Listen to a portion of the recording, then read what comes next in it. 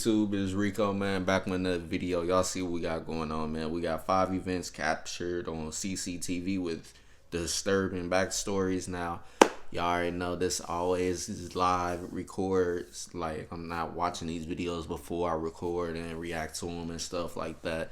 We always keep everything live. But other than that, man, if you're brand new, hit that subscribe button and don't forget to like and comment on the video as well. And if you're brand new, also share these videos with your friends, family, etc., etc. Because if you enjoy these videos, then 9 times out of 10, them people you associate with will also enjoy these videos. But other than that, man, y'all see what we got going on. Let me start the screen record. That started. It's starting the video now.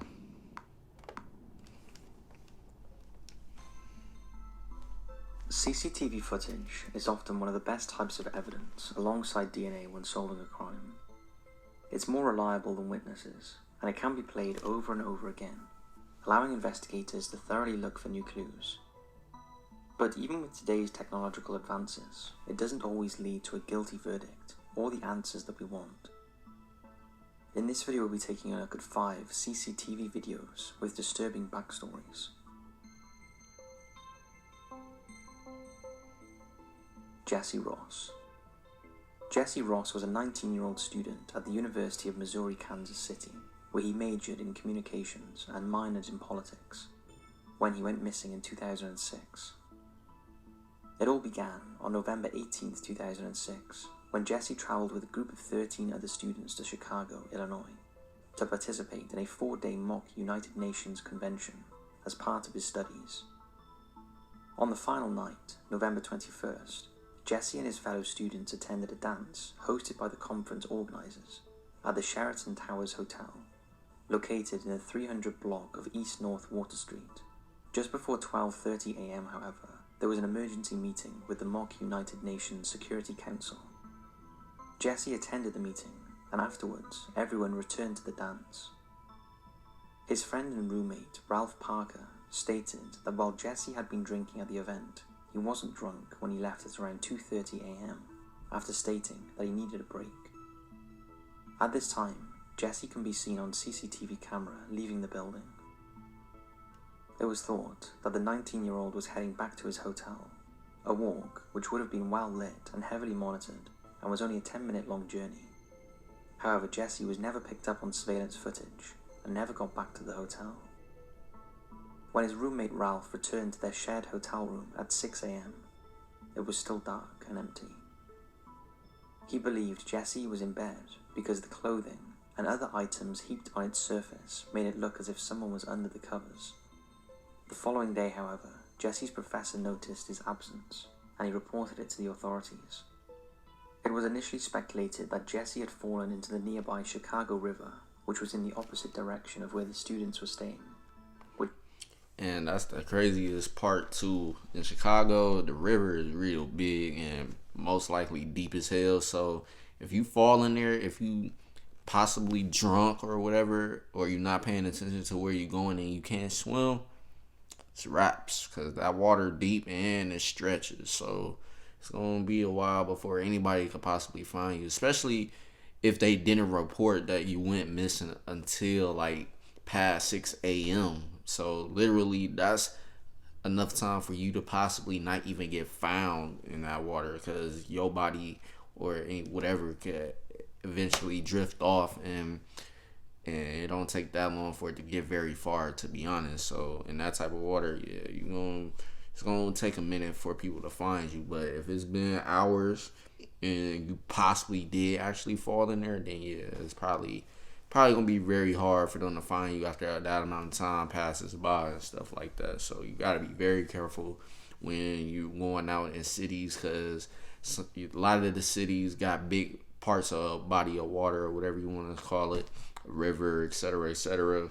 And if you happen to be drunk or whatever and fall in that water, hey, it's gonna be a bad time for you, especially if you ain't got nobody around you that's gonna be able to help you.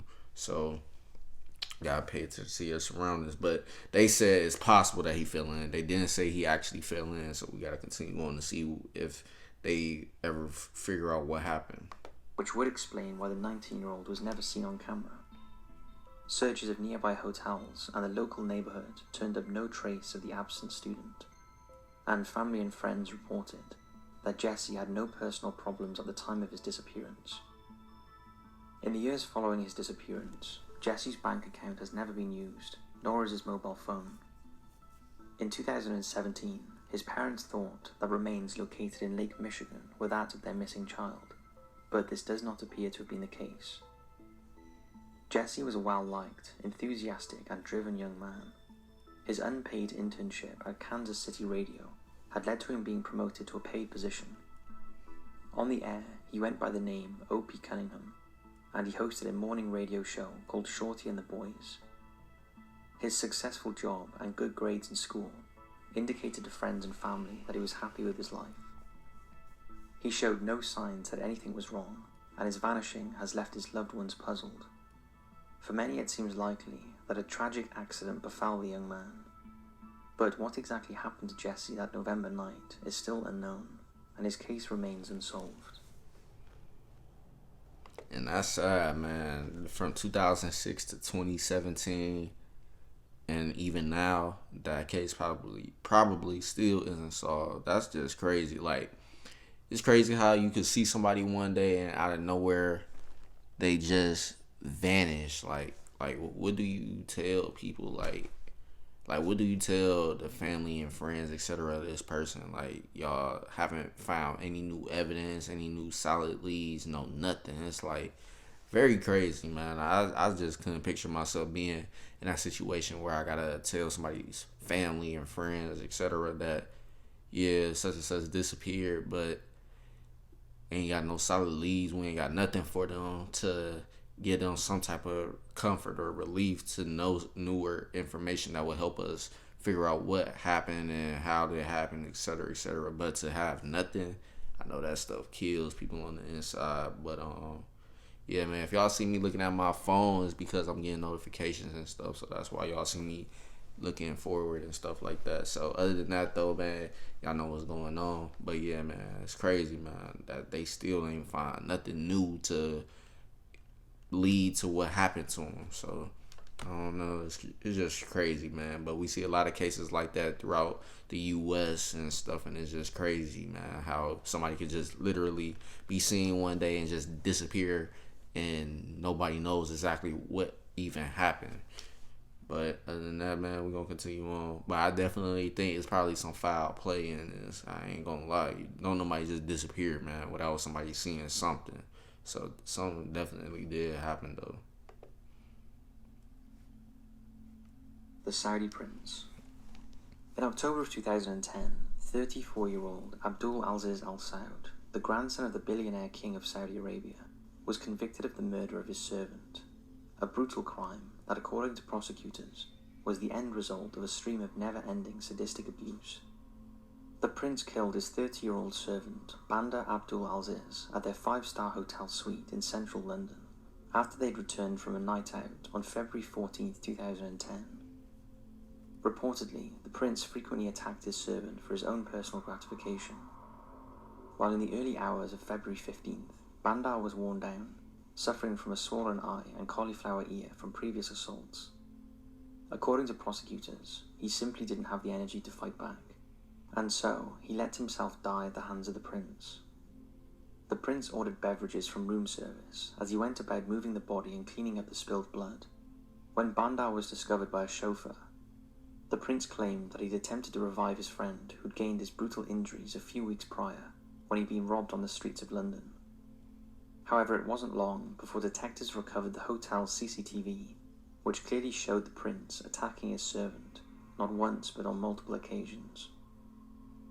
The crime was deemed to also be partially sexual in nature, although the prince said that they were friends and equals. The prince stated that he was heterosexual and that he had a girlfriend back in Saudi Arabia, but investigators discovered that he'd spent time with male escorts and gay massage therapists. The murder was brutal. Yeah, at that point, you just a weirdo. Like, you doing all this type of stuff and you supposed to be the prince, but you doing all this crazy stuff, carrying yourself the wrong way as far as how you treated your servant and stuff like that. Like, and on top of that, you a full grown man doing this to a 13-year-old who basically ain't built like you. Like, you literally trying to hurt a person that can't really defend themselves against a full grown man like you type shit. So that's just crazy and just weird. Like, it's crazy, but you'll be surprised though. Some people with high power in their countries. Yeah, I ain't gonna lie, y'all already know what's going on. We ain't gonna speak too much on that though, man. It's just a lot of stuff do be going on behind closed doors with some of the high power people in the world, but some of these things would just never be brought to light unless a situation like this happens where you literally got caught on camera doing something you had no business doing. But it is what it is, man. Hopefully the family got the justice they needed and deserve. And yeah, dude, that's just crazy. And you a prince at that, but you doing stuff like this, just weird and crazy. Pathologist noted that Bandar had been a victim of many, many assaults over an extended period of time. His cause of death was from being beaten and strangled. He'd received heavy blows to the head and face. His left eye was so swollen it was closed. His lips were split and his teeth were chipped and broken. There were also bite marks on his cheeks. In October of 2010, the prince was trialed at the Old Bailey, where he was found guilty by a jury. He was convicted not only of murder, but also of GBH with intent for the attack carried out on CCTV. Bandar was an orphan who'd been adopted into a middle-class family at a young age. He'd spent the previous 3 years travelling with the prince as an occasional companion, and the pair had met through mutual friends. They had been staying at the Landmark Hotel in Marylebone since January 20th. While it is a positive that the case has been solved, it's nonetheless a horrifying tragic event with an eerie piece of CCTV footage. Moments before, the man in the video met his demise.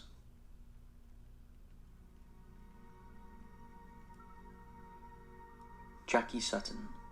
This CCTV footage from Ataturk Airport in Istanbul in October of 2015 seems perfectly ordinary, as it shows passengers walking through the halls and heading for the bathrooms. But this footage is attached to an extremely controversial case. On October 18, 2015, 50-year-old Jackie Sutton arrived at the Turkish airport at around 10 p.m. She was scheduled to fly out of Erbil, Iraq, near midnight. Jackie was a former BBC journalist who had recently become part of the Institute for War and Peace Reporting, an independent organisation that worked with the media to promote positive change in conflict zones and closed societies around the world. Jackie had been brought on as the lead Iraq director. It was a dangerous job, but one which she reportedly loved to do, as she enjoyed helping others and was a staunch advocate for women's rights. She was also extremely vocal about her support of local journalism. Jackie was by all accounts a well-respected journalist who was headstrong, tough and very intelligent. The events that unfolded when she arrived in the Turkish airport that October night have caused much controversy and confusion amongst both onlookers and those who loved and knew her. Upon arriving at the airport, Jackie was seen on CCTV heading towards a cafe where she ordered a beer and read a book. About an hour later, she headed to the waiting area. Here, the 50-year-old fell asleep, resulting in her missing her flight. She reportedly could not purchase a new ticket as she had insufficient funds. Afterwards, surveillance showed Jackie heading to the bathrooms. Several other women entered and exited the bathrooms over the next 10 minutes, and nobody reported anything strange. Then 3 women were seen entering the facility together before they quickly emerged again in complete shock. Jackie was found dead. Her death was ruled as a suicide, and authorities believed that the reason she took her own life was because she did not have the money to buy a new plane ticket to Iraq. While many see this as an odd reason for someone to take their own life, it must be noted that mental health is hardly a rational thing. That said, this reasoning is extremely confusing, given that Jackie had several thousands of euros on her in cash when she was found. She was also a well-travelled woman and was not new to having issues as she journeyed across the globe. Colleagues of hers also pointed out that her work would have paid for the flight. When looked at from this angle, the police's reasoning as to why Jackie took her own life seems odd. Many have noted that Jackie was doing an extremely dangerous job. If she had been killed in her line of work, she certainly wouldn't have been the first. The previous director had been killed in a car bomb just months before Jackie took over, and another journalist for the organisation had been slain by extremists in 2007. The details of Jackie's death appear to mostly be under wraps, even 5 years on from the case. Initially, her family believed that she had been murdered, but later in 2015 they changed their opinion, stating their belief that she had taken her own life, a belief which they based on the evidence they'd been presented with. I don't know about that one. Like, that is crazy because if her job would have paid for a flight that she missed and had to get another ticket, but like they said that would pay for another flight, I don't really see why she would be in a panic mode or a suicidal thought would pop up in her head pretty much. Like, I just don't see why, but that is crazy, man. I ain't gonna lie about this one. I don't know what y'all think happened, man, because obviously she was basically passed. I ain't gonna say that D word just because of the fact YouTube sometimes if you know certain stuff you say, but anyway,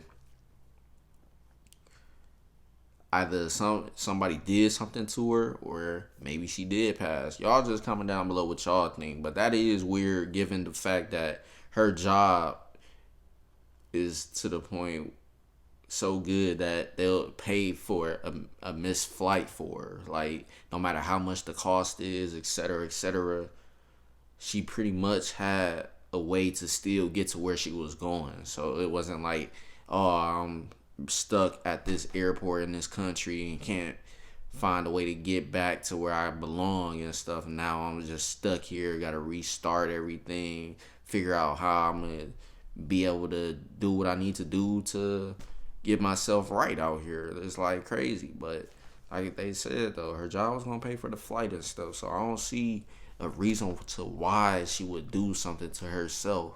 I feel like the ladies that went in the bathroom while she was in the bathroom possibly did something. I just don't know what though, because the police said they look at it as suicide. Cause that means obviously nothing happened to the point where like it looked like somebody did something to her. So it's just weird. I don't know. I ain't gonna lie. That one definitely is a big mystery for sure, man. It's crazy though. However, Jackie's demise is still widely debated online. What's your thoughts on this one? Ain't no telling. Yeah, comment down below what y'all think happened. Victoria Hall. Victoria Hall was just 17 years old when she went missing on her way home from a nightclub in Suffolk in 1999. In the early hours of Sunday the 19th of September, at around 1 a.m, Victoria left the nightclub with her friend to head home. The pair separated at around 2:20 a.m, close to the 17-year-old's home. A few minutes after Victoria and her friend, 19-year-old Gemma Alger, parted ways, the older girl heard 2 screams, but didn't think anything of it, and assumed other people were just messing around. The decision to not check on her friend would soon prove to be a wrong one. Victoria never made it home, and her parents reported her missing later that Sunday. There was huge media interest in this case, leading to the police receiving thousands of calls. Tipsters gave what information they had and described possible sightings of the young girl. But just 5 days later, on September 24th, Victoria's body was found in a watery ditch by a dog walker. She had been suffocated to death. On December 18th, 2000, a 27-year-old businessman named Adrian Bradshaw, who ran a local newspaper called Felixstowe Flyer, was arrested and charged with Victoria's murder. He appeared in court in November 2001, but was acquitted when the jury returned a not guilty verdict. The evidence against Bradshaw relied heavily on geological soil samples, which caused much argument between prosecutors and the defense. Prosecutors believed that Bradshaw had lied about his whereabouts at the time of Victoria's disappearance, and that the mud found in his car was similar to that found where her body was dumped. Witnesses, however, claim that Bradshaw had gotten out of his taxi near to where Victoria vanished at around 2:30 a.m. and had spent part of the evening at the same club as the 17-year-old. However, a geologist for the defence said that the soil found in Bradshaw's car could have come from almost anywhere in East Anglia. In 2019, on the 20th anniversary of Victoria's demise, Suffolk police reopened her case. 40 calls were received in the first few months of its reopening, leading to dozens of new lines of inquiry. As part of the new investigation, 9,000 statements, documents, messages and reports were re-examined, and the movements of over 70 individuals were revised. 12,000 links to police and vehicles are currently being worked through. For the first time, images were released of what clothes the 17-year-old was wearing on the night she disappeared. Her clothing and possessions have never been recovered. The contents of her handbag were also disclosed. Not only this, but investigators released this CCTV footage of unidentified people visiting the field in Creting St. Peter, where Victoria's body was recovered. The footage was captured in the months following her death, and those on the recording have yet to be identified. It's unknown what they were doing in the field, and information on these individuals has been given to the police, but so far the tips have not led to the case being solved. Victoria was described as a happy and caring teenager who always had a smile on her face. As you can imagine, the case is still unsolved, and so if you have any information on her demise, you can email unsolvedcasereviews@norfolk.pnn.police.uk. Nah, that is crazy as hell right there, man. It's like too many people were literally around her, but then all of a sudden she ends up in the field, and then it was other people that had basically been seen on CCTV have been to that field as well, but yet nobody got arrested and nobody identity has been released at all ever since. Like, what?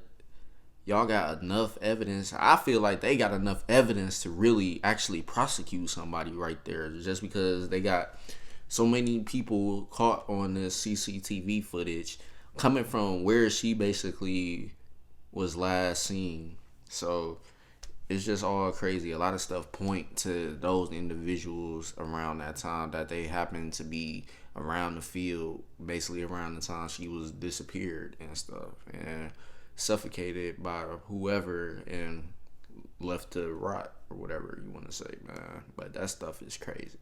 Somebody definitely could have been in jail back then. I don't know why they ain't never arrest nobody, but it is what it is. Some things is just crazy that goes unsolved, even though you feel like it's a lot of evidence that the police could go off of, but clearly they feel like some of that stuff they can't go based off of and arrest somebody. So it's just weird, and it's kind of heartbreaking to really see something like this happen to somebody, especially a person that's not even an adult yet. Like, didn't even get to live a full life to do anything with their life the way they wanted to, or et cetera, et cetera. So it's just sad, man. But hopefully they figure out what happens so that family could get justice. It's already been 20 years.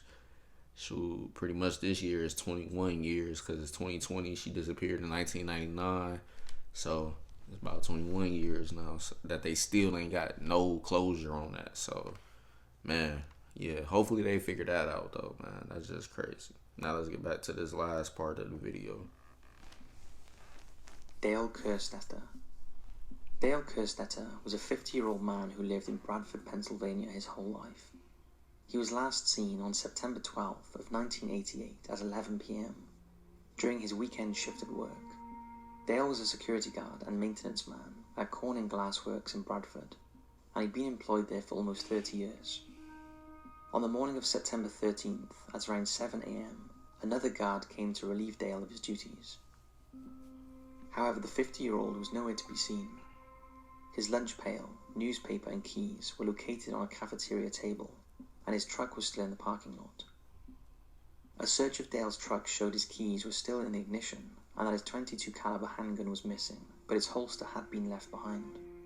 There was no trace of him, in or around the plant, and there were no signs of a struggle nor any signs of forced entry.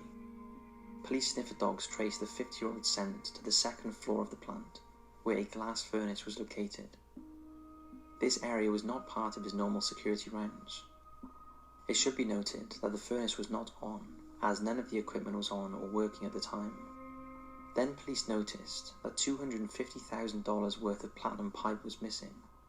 They turned to the surveillance cameras in the building, where they found multiple recordings of a masked intruder in the back area of the plant. In one shot, the unidentified man was seen in the area in which the platinum went missing. In another, Dale could be seen talking to the thief. As both men walked along the second floor, Dale looked up directly into the CCTV camera. It's unknown if he was asking silently for help or if he was flaunting his crime. A third shot from the CCTV shows the intruder wheeling out a large bag thought to either contain Dale's body or the platinum. It cannot be determined which without further evidence. While Dale had financial issues at the time of his disappearance, there is much debate about whether or not he actively participated in the platinum theft. Authorities believe that he may have been involved, but his family strongly disagree. He was very close to his 6 children, and they believe that he wouldn't have left them.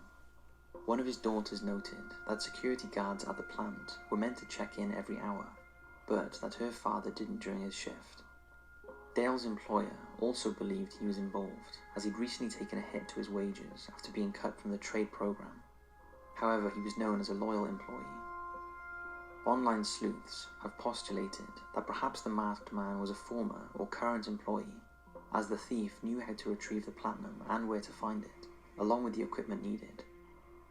Dale's teenage son, who lived with him at the time, believed that his father was in hiding. His daughter believes that he'd been killed and was not involved in the theft. Dale has never been located, and his case continues to go unsolved. This is definitely a big mystery. Like, how all of a sudden none of your stuff gets stolen, nothing, nobody takes your wallet, anything of that nature or whatever. You got your car keys still there, your car is still there, and nobody has heard from you at all over your shift, but y'all was supposed to be checking in every hour or so. So I don't know, man. That's just definitely crazy. And then all of a sudden you just disappear with no trace of nothing. Like, nothing. Like, really, they ain't got nothing they could go off of. No blood, no forced entry or anything to indicate something like that happening. They just pretty much vanished out of thin air. And I don't know. It's like, too, he had financial problems and then stuff going on where he got cut from a trade program, so he lost money as well from his job. It's just a lot going on with this situation. So it could possibly be, yeah, he was involved in what was going on with the thief and he was a part of the plan, or the thief did something to him and nobody knows exactly where he put his body at this point. So that's definitely crazy. And then nobody knows anything about anything pretty much at that point. Like, all they know is they seen him walking with the thief, talking to him and stuff, and walk in front of the camera. After that, they just see a thief with a large bag, possibly carrying what he came to steal, or possibly it was the guy himself. So a lot of stuff has been unanswered. They just really don't know what happened. They don't know for certain that Dale was in that bag, or the thief had the materials that he was stealing in that bag and just was seen with it. And that was the last they wrote. They ain't seen nothing else ever since. So that is definitely weird, though, because how the thief got there and then left, nobody don't even know about how he got there. So it's crazy, man. Nobody can know or identify a car or a suspicious car around the area, nothing. So it's just all crazy. He literally just vanished. And if he did do something to him, he had more than enough time to go far and then leave him somewhere and then just go about his business and go do what he want to do. It's just all weird with this case. It's definitely hard to say exactly what happened, and I feel like this case probably is going to be one of those cases that will never be solved at all. So just crazy, man, that stuff like this can happen and literally there won't be any answers to what happened. That's just crazy. Declared legally dead in July of 2014. So that's it for these 5 CCTV videos with disturbing backstories. We'd love to hear any thoughts and theories you have on any of these 5. Thanks for watching, and as always, we'll see you in the next video. I feel like too also is crazy because he had a son living with him at the time that was just a teenager, possibly underage, probably not even older than 17, was living with him. So I would think if he did do something where he was a part of that, I feel like he wouldn't have left his son all alone, knowing that he got a kid pretty much to take care of and depending on him. So I feel like he would have took his kid with him or something before he just did what he did and disappeared forever type shit. But who knows, man, at this point, like I said, y'all comment down below on that one, what y'all feel like happened, and yeah, just basically let me know what y'all think happened and why. But other than that, that's pretty much the end of this video, man. If you guys enjoyed this video as much as I did, make sure you leave a like, comment, and subscribe if you're brand new. We on the grind of 1,500 subscribers, man. I know we can get there. Y'all got the power in y'all hands to make that happen. So if y'all brand new, definitely hit that subscribe button. And also, if you got friends and family that be on YouTube or watches YouTube videos or interesting stuff like that, and you're basically thinking my channel is something like that, where you think you will enjoy the content and stuff, and definitely share this channel with them as well, man. Let them know about our content and be a part of the family and stuff, and help us grind to that 1,500, man, because we do be reacting to a lot of stuff on this channel, like literally anything from comedy, skits, sometimes movie trailers, sometimes we don't. Music we stopped because of copyright issues. All the major record labels is literally copyrighting everything. That's why I don't react to music no more. And then also we react to interviews. It's a lot of stuff we react to. It's a lot of stuff that we react to that's stretches from rappers to celebrities, entertainers, etc., etc. Even regular people, like cheater videos, stuff like this too, CCTV footage and ghost videos. We react to all of that. So you definitely want to see more stuff like that, then it's definitely the channel for y'all. So definitely hit that subscribe button if you're brand new, and don't forget to share with your family and friends, etc. Other than that, don't forget to also turn your post notification bell so you know exactly when we upload, because you don't want to miss out on the uploads, and you definitely want to catch them as soon as they drop. But other than that though, man, that's all I got for y'all, and I'm gonna see y'all later on. Peace.